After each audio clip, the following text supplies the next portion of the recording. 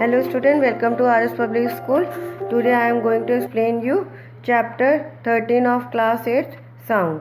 Sound के बारे में आप सभी लोग जानते होंगे कि आपको जो सुनने का सेंसेशन मिलता है वो किससे मिलता है, साउंड से मिलता है। ठीक है, अब ये जो साउंड है वो हमारे डेली लाइफ में भी बहुत यूज़फुल है, क्योंकि देखिए जैसे आप क्लासरूम में होते हैं तो क्लासरूम में क्या होता है, बेल बजती है तो आपको पता होता है कि आपका पीरियड जो है वो ख़त्म हो गया है।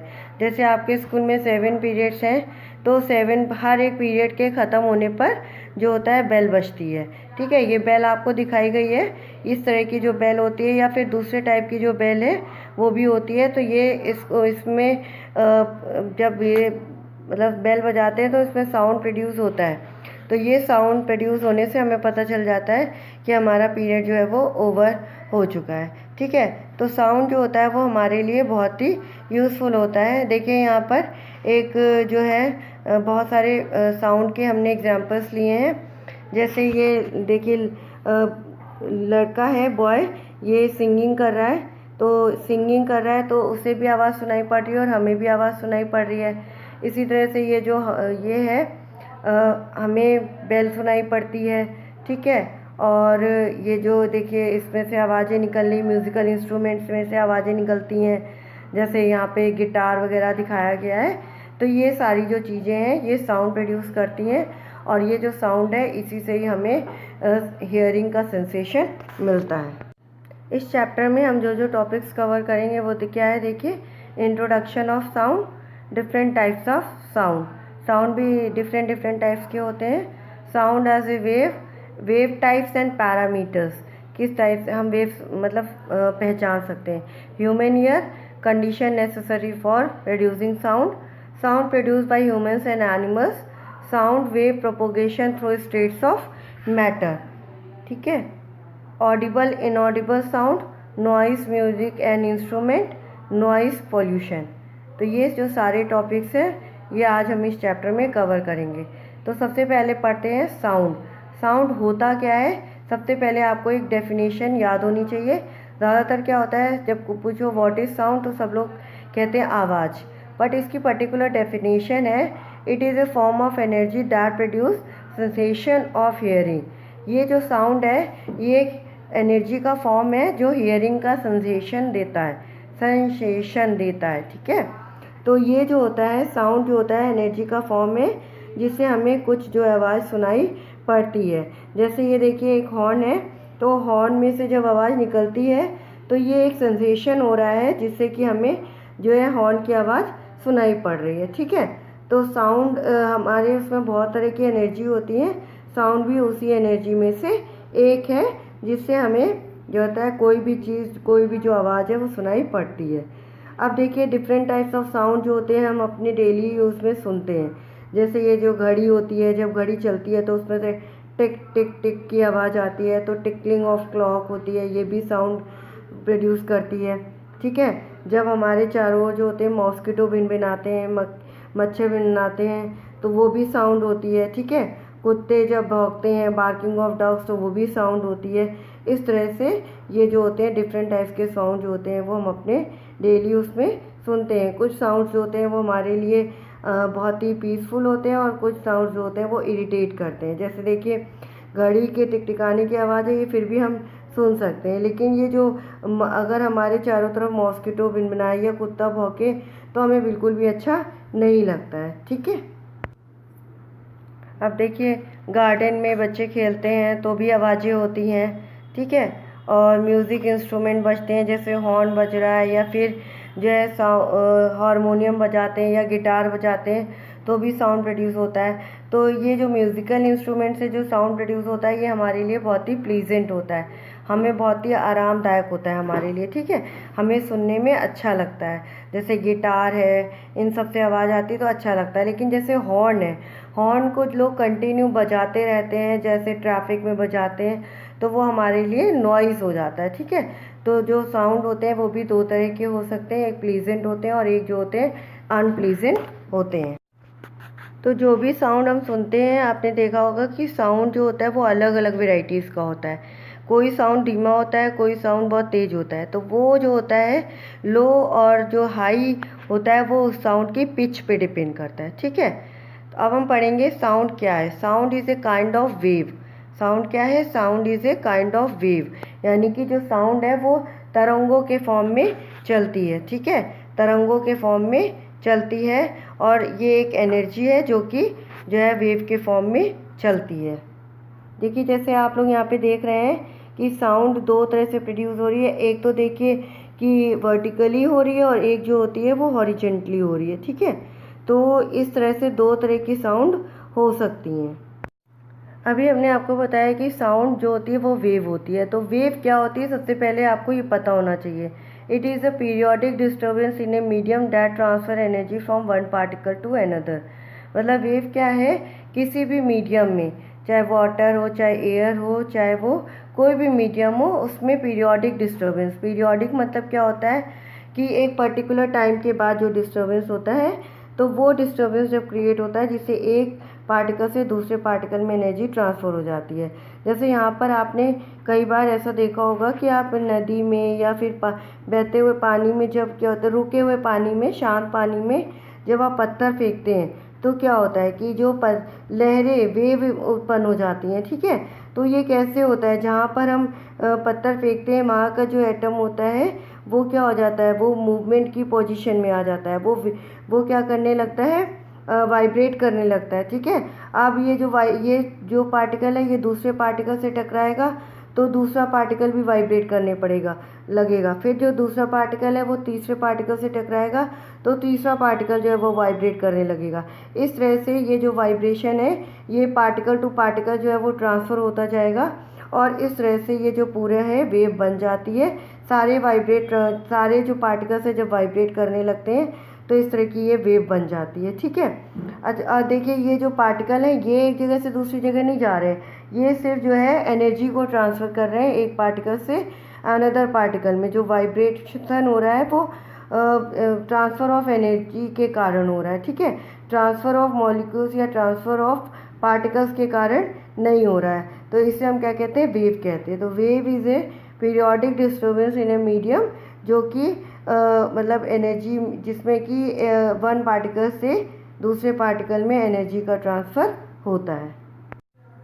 अभी हमने पढ़ा वेव्स के बारे में, अब हम पढ़ेंगे टाइप्स ऑफ वेव्स। वेव्स जो होती हैं वो टू टाइप्स की होती हैं, मैकेनिकल और इलेक्ट्रोमैग्नेटिक वेव्स, ठीक है। तो अभी हम पढ़ेंगे कि मैकेनिकल वेव्स क्या होती हैं और इलेक्ट्रोमैग्नेटिक वेव्स क्या होती हैं। मैकेनिकल वेव्स और इलेक्ट्रोमैग्नेटिक वेव्स के बारे में हम अलग अलग पढ़ेंगे। तो जो वेव्स होती हैं उनको चलने के लिए मीडियम की ज़रूरत होती है, एयर, गैस और वाटर, यानी कि कोई भी जो है मीडियम की ज़रूरत होती है। कभी कभी कुछ जो वेव्स होती हैं उनको चलने के लिए मीडियम की ज़रूरत नहीं होती, यानी कि एयर, गैस और वाटर की ज़रूरत नहीं होती है, एयर, ग्लास और वाटर की, कि वो वैक्यूम में भी चल सकती हैं। तो इन्हीं दोनों के बेस के आधार पर जो वेव्स होती हैं वो टू टाइप्स की होती हैं, मैकेनिकल और इलेक्ट्रोमैग्नेटिक वेव्स। तो चलिए सबसे पहले हम पढ़ते हैं मैकेनिकल वेव्स के बारे में। मैकेनिकल वेव्स क्या होती हैं? It is that which need medium to travel. जो वेव्स को चलने के लिए किसी भी मीडियम की ज़रूरत होती है, चाहे वो एयर हो, चाहे वाटर हो, चाहे वो ग्लास हो, यानी कि जब वो मैकेनिकल वेव को कोई मीडियम मिलेगा तभी वो जो होती हैं आगे चलेंगी, ठीक है। तो इसे हम क्या कहते हैं? Mechanical wave. मैकेनिकल वेव जो होती हैं वो वैक्यूम में ट्रैवल नहीं कर सकती हैं, ठीक है। कोई ना कोई जो है मीडियम इनको चाहिए होता है ट्रैवल करने के लिए, ओके। नेक्स्ट है हमारा इलेक्ट्रोमैग्नेटिक वेव्स। इलेक्ट्रोमैग्नेटिक वेव क्या होती हैं? वो वेव्स जो किसी मीडियम में भी चल सकती हैं और वैक्यूम में भी चल सकती हैं, यानी कि जो ये मीडियम में तो चल ही सकती हैं, चाहे वो एयर हो, चाहे वो वाटर हो, चाहे वो ग्लास हो, किसी भी मीडियम में भी चल सकती हैं। लेकिन ये जो होते हैं उनसे इस तरह से डिफरेंट है मैकेनिकल वेव से कि ये जो होती हैं वो वैक्यूम में भी चल सकती हैं, जबकि जो मैकेनिकल वेव्स हैं वो वैक्यूम में नहीं चल सकती हैं, ठीक है। तो इलेक्ट्रोमैग्नेटिक वेव्स वो वेव्स हैं जो किसी मीडियम में तो चल ही सकती हैं, साथ के साथ वो वैक्यूम में भी चल सकती हैं। डिपेंडिंग अपॉन पार्टिकल्स मूव, मतलब पार्टिकल्स कैसे मूव करते हैं उस पर डिपेंडिंग होकर जो टाइप्स वेव्स होती हैं वो दो तरह की होती हैं, ठीक है। एक लॉन्गिट्यूडनल वेव्स होती हैं और एक ट्रांसवर्स वेव्स होती हैं। तो हमें अब पता चलेगा कि साउंड किस तरह की वेव है और लाइट किस तरह की वेव्स है। जब हमें ये पता चल जाएगा कि लॉन्गिट्यूडनल और ट्रांसवर्स वेव्स क्या होती हैं, तब हम ये पता लगा लेंगे कि साउंड वेव्स कैसी वेव होती हैं, लॉन्गिट्यूडनल वेव्स होती हैं या ट्रांसवर्स वेव्स होती हैं।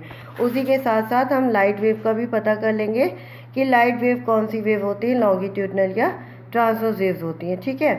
तो जो साउंड होता है लॉन्गिट्यूडनल वेव्स है वो क्या होती हैं, it is that in which particles vibrate to and fro. ये उस तरह की वेव्स होती हैं जिसमें कोई भी पार्टिकल्स जो होता है वो आगे और पीछे मूवमेंट करता है, ठीक है। जब किसी वेव में पार्टिकल्स जो होता है वो आगे और पीछे मूवमेंट करता है तो उसे हम क्या कहते हैं, लॉन्गिट्यूडनल वेव्स कहते हैं, ठीक है। ये देखिए यहाँ पे आपको एक फिगर दिखाई पड़ रहा है। इस फिगर में क्या है कि लॉन्गिट्यूडनल वेव्स दिखाई पड़ रही हैं, ठीक है। लॉन्गिट्यूडनल वेव्स, अब आप ये कहेंगे कि लॉन्गिट्यूडनल वेव्स जो होती हैं वो यहाँ पे कैसे हैं, तो देखिए जब कोई वेव चलती है तो उस वेव के एक पार्टिकल जो होते हैं वो अपने मीन पोजीशन यानी कि जो जहाँ पर हैं उसके लेफ्ट हैंड साइड केवल मूवमेंट करते हैं, बाकी जगह बढ़ नहीं सकते हैं। सिर्फ ये जो होता है अपना जो वाइब्रेशन है ये दूसरी जगह ट्रांसफ़र कर देते हैं, ठीक है। मतलब जब ये अपनी मीन पोजीशन से वाइब्रेट करते हैं तो वाइब्रेशन जो है वो दूसरे पार्टिकल में ट्रांसफ़र कर देते हैं। इसी तरह दूसरा पार्टिकल जो होता है वो तीसरे में ट्रांसफ़र कर देता है और तीसरा पार्टिकल जो है वो चौथे में ट्रांसफ़र कर देता है। इस तरह से जो ये पार्टिकल बाई पार्टिकल जो है वो वाइब्रेशन जो है वो ट्रांसफ़र होता रहता है और लास्ट में क्या होता है, ये हमारे कानों तक पहुंच जाता है और हमें ये सुनाई पड़ता है, ठीक है। तो ये तो था लॉन्गिट्यूडनल वेव्स। अब आप देख रहे होंगे कि ये जो फिगर है इसमें कुछ पार्टिकल्स जो है वो पास पास दिखाई पड़ रहे हैं जबकि कुछ पार्टिकल्स जो है वो दूर दूर दिखाई पड़ रहे हैं, ठीक है। तो पार्टिकल्स जो पास पास हैं और दूर दूर हैं इसके अकॉर्डिंग जो लॉन्गिट्यूडनल वेव्स होती हैं उसके दो पार्ट होते हैं, ठीक है। दो पार्ट होते हैं, जब ये आगे और पीछे मोशन करती है तो इसके जो दो पार्ट बन जाते हैं। एक पार्ट में क्या होता है, कंप्रेशन होता है और दूसरे पार्ट को हम रेयरफेक्शन कहते हैं। कंप्रेशन क्या होता है, it is a region where particles are closer to each other. अब आप देख रहे हैं कि इसमें जो कुछ पार्टिकल्स हैं वो एक दूसरे के बहुत पास पास हैं। तो जिस रीजन में, मतलब लॉन्गिट्यूडनल वेव्स के दो रीजन होते हैं, तो जिस रीजन में पार्टिकल्स जो है वो पास पास होते हैं उस रीजन को हम क्या कहते हैं, कंप्रेशन कहते हैं। और जिस रीजन में जो पार्टिकल्स हैं वो दूर दूर होते हैं उस रीजन को हम क्या कहते हैं, रेयरफेक्शन रीजन कहते हैं। तो इस तरह से लॉन्गिट्यूडनल वेव के टू पार्ट होते हैं, कंप्रेशन एंड रेयरफेक्शन। कंप्रेशन में जो पार्टिकल्स हैं वो दूर दूर होते हैं, पास पास होते हैं, ठीक है, और रेयरफेक्शन में जो पार्टिकल्स जो होते हैं वो दूर दूर होते हैं तो उसे हम रेयरफेक्शन कहते हैं। नेक्स्ट है हमारा ट्रांसवर्स वेव्स। ट्रांसवर्स वेव्स क्या होती हैं, ये उस तरह की वेव्स होती हैं जिसमें पार्टिकल्स जो होते हैं अप एंड डाउन वाइब्रेट करते हैं। अभी हमने लॉन्गिट्यूडनल में पढ़ा था कि जो वेव्स के पार्टिकल्स होते हैं वो टू एंड फ्रो वाइब्रेट करते हैं, मतलब अपने मिड पोजीशन के, अपने मीन पोजीशन के इधर उधर मूवमेंट करते हैं। लेकिन ट्रांसवर्स वेव्स में जो पार्टिकल्स होते हैं अपनी मीन पोजीशन के अप एंड डाउन मूवमेंट करते हैं। जैसा कि आपको पिक्चर में नज़र आ रहा है कि जो ऊपर और नीचे, फिर ऊपर फिर नीचे, इस तरह से जब मूवमेंट होता है ट्रांसवर्स वेव्स का तो वेव्स का, तो इसे हम क्या कहते हैं, ट्रांसवर्स वेव्स कहते हैं, ठीक है। जैसे हमने पढ़ा था कि लॉन्गिट्यूडनल वेव्स के टू पार्ट होते हैं, उसी तरह से ट्रांसवर्स वेव्स के भी टू पार्ट होते हैं, क्रस्ट और ट्रफ। तो क्रस्ट क्या होता है, एन एलिवेशन इन वेव, यानी कि जब जो वेव होती है वो ऊपर की ओर जाती है तो उसे हम क्या कहते हैं, क्रस्ट। और जब वो जो वेव होती है वो नीचे की ओर आती है यानी कि डिप्रेशन होता है तो उसे हम क्या कहते हैं, ट्रफ। तो एक क्रस्ट और एक ट्रफ मिलाकर क्या होता है, एक ट्रांसवर्स वेव्स बनती है। क्रस्ट जो होता है जब कोई पार्टिकल अपनी मीन पोजीशन के ऊपर चला जाता है तो उसे हम क्रस्ट कहते हैं, और जब कोई पार्टिकल अपने मीन पोजीशन के नीचे चला जाता है तो उसे हम क्या कहते हैं, ट्रफ कहते हैं। यानी कि क्रस्ट क्या है, एलिवेशन इन वेव, और ट्रफ क्या है, डिप्रेशन इन वेव, ठीक है। चलिए अब हम पता करते हैं कि साउंड कैसी वेव है। Sound is a longitudinal waves और मैकेनिकल वेव।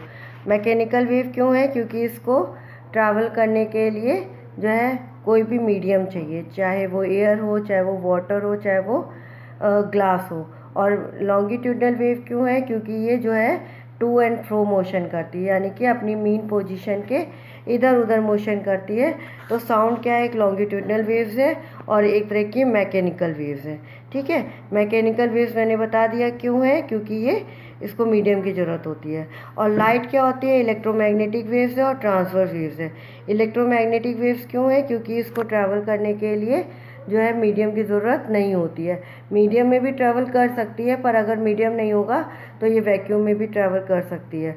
और ट्रांसफर इसलिए है क्योंकि ये अपनी मेन पोजीशन के अप एंड डाउन ट्रैवल करती है। ठीक है, तो अपनी मेन पोजीशन के अप एंड डाउन ट्रैवल करने के कारण जो लाइट रेज होती हैं वो क्या होती है, ट्रांसफर रेज होती हैं। इसमें क्रस्ट और ट्रफ पाए जाते हैं। ठीक है, और साउंड वेव्स में क्या होता है कि जो पार्टिकल्स होते हैं, जैसे मैंने बताया कंप्रेशन और रेयरफैक्शन की स्टेज होती है।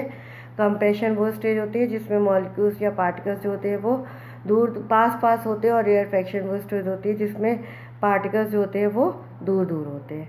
तो ये हमने आपको बता दिया कि साउंड किस तरह की वेव है और लाइट किस तरह की वेव है। ये क्वेश्चन पूछा जाता है, ये बहुत ही इंपॉर्टेंट क्वेश्चन है। ओके, आज के लिए बस इतना सफिशिएंट है। बाय।